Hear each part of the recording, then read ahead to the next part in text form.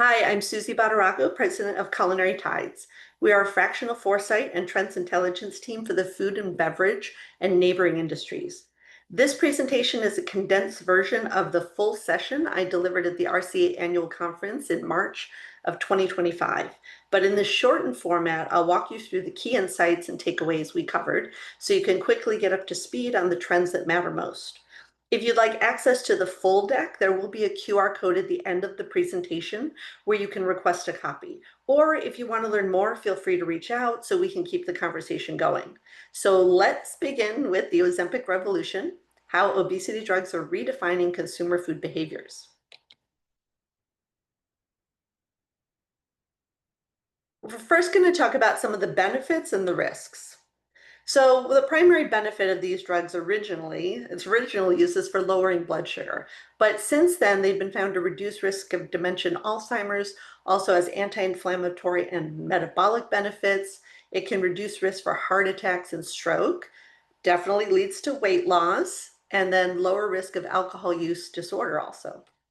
But the risks are not talked about as much. They've been linked to gallbladder issues, risk of pancreatitis, also increased anxiety, depression, and suicidal thoughts. Under anesthesia, there is a risk of death from aspiration. It can lead to kidney injury, fatigue, low blood sugar, headache, or dizziness. It also can do the opposite of lowering heart attacks. It can increase your heart rate. One of the biggest findings is that loss of muscle mass, which we're going to talk about in a little bit.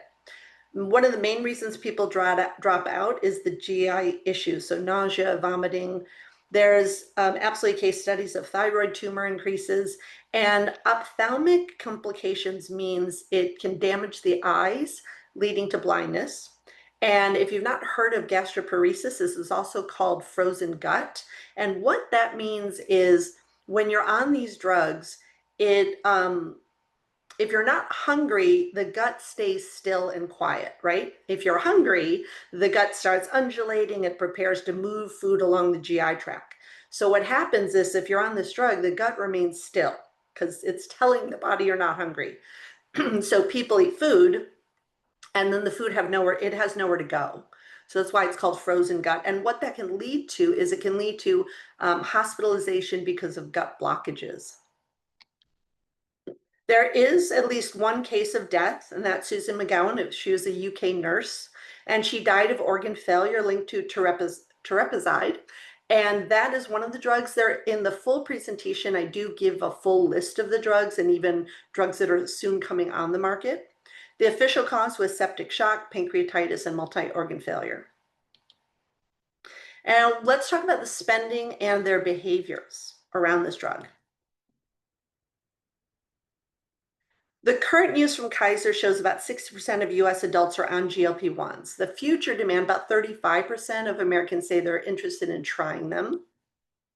But the dropout rates, within the first year, it has almost a 54% dropout rate. Within 2 years, 75% of users discontinue the use of the drug.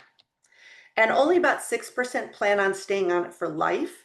And you do have to stay on this drug for life because as soon as you stop using the drug, there is rampant rebound weight gain. Some of the key drivers for why people stop using it, like I said, is GI side effects, its cost, and also it can depend on your income level. So the big question is GLP-1, has it actually helped reduce obesity rates? And the answer is nope. This drug was introduced first in 2013. So CDC and Haynes is the one that tracks this at a national level. They have a report on obesity rates every 2 years. So 2025, it will be their newest report coming out. So 2021 to 2023 is the most current research, and obesity rates in the US is 40.3%. So since that 2013 launch date of these drugs, there has been 0% change in obesity rates. And in fact, severe obesity has gone up from 7.7 to 9.7%. The highest groups that are at risk for obesity is the adults 40 to 59 years old, and also the groups with the lowest education. In the full version, we talk about the top 5 things to do that you can do as an industry to support GLP-1 users. In this shortened version, I'm just going to tell you one of them, and that is creating high protein muscle supporting products. And this is because muscle loss is a critical concern, and protein was cited as the top priority for GLP-1 users.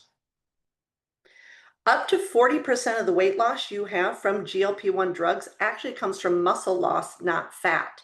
So a person will lose 60% fat, 40% muscle. Foods high in complete proteins help preserve that muscle mass. It's critical to maintaining metabolic health and then long-term weight management.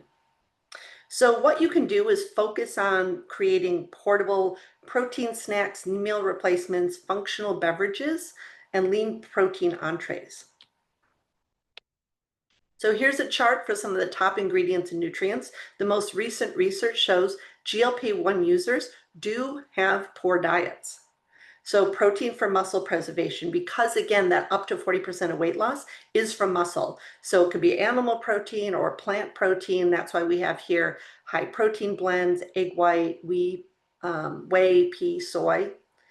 Also, to support that digestion and reduce those GI side effects, you want fiber for satiety and gut health. And how you do that is with prebiotic fibers. So probiotics in the gut, if you remember, is the healthy bacteria in the gut. Well, what do they eat? They eat prebiotics. So you want to feed your gut prebiotics. So psyllium, oat fiber, chicory root. And also beverage companies can also support GLP-1 users because they need electrolytes for hydration. So 44% feel less hydrated when they're on these drugs. So they need sodium, potassium, magnesium, and also calcium. And to support brain health and reduce inflammation, you want healthy fats for satiety and then again, brain health. So omega-3s, avocado oil, nut and seed oils. And there's also a risk of long-term use can affect bone health and nutrient absorption. So you want micronutrients for metabolic and bone health, such as vitamin D, calcium, magnesium, zinc, B12, and iron. Let's navigate the future. GLP-1 drugs do not make consumers eat healthier. There's research now showing they have poor diets. Dropout rates are very high. 53, 54% quit within a year. 75% quit the drug within 2 years.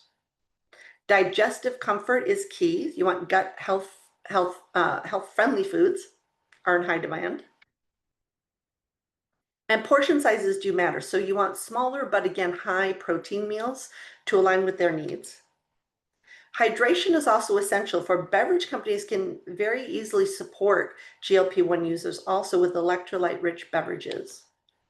And consumers can still crave bold flavors. Spicy and complex profiles remain strong. Newest research shows that GLP-1 drugs do dampen the flavor palette, so they're not tasting as strongly, which actually is a complaint by many people that they're just not enjoying food as they used to. And sweet treats aren't disappearing. What you want is portion-controlled indulgences that still fits into this diet. And from us, know the birth and life cycle of a trend prior to deciding to recommend it or enter it, so you can predict how to navigate it. And spend more time researching a trend's longevity and trajectory than worrying about what your competitors are doing. After all, they may be idiots.